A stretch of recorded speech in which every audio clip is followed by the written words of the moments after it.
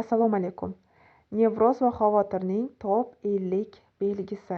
Fikrlardagi simptomlar. Mabodo men aqlimdan ozib qolsam-chi? Mabodo men o'lib qolsam-chi?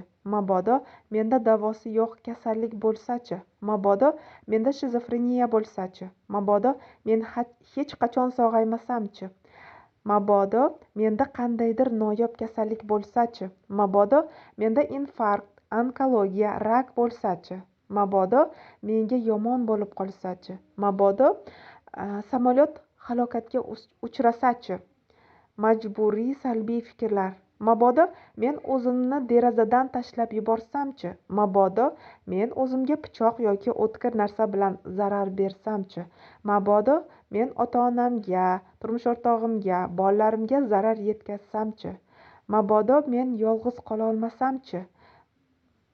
Mabodo men nazoratsiz biror ish qilib qo'ysam-chi? Jismoniy simptomlar.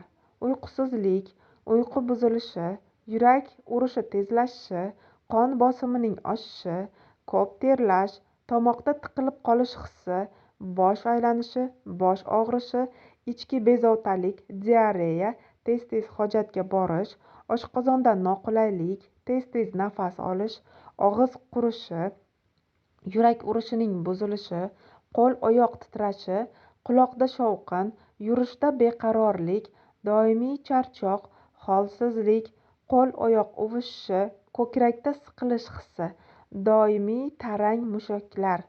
Psixik simptomlar. Derealizatsiya, atrof real emasdek tuyulishi. Depersonalizatsiya, o'zini begonaday his qilish. Jahldorlik, asabiylik.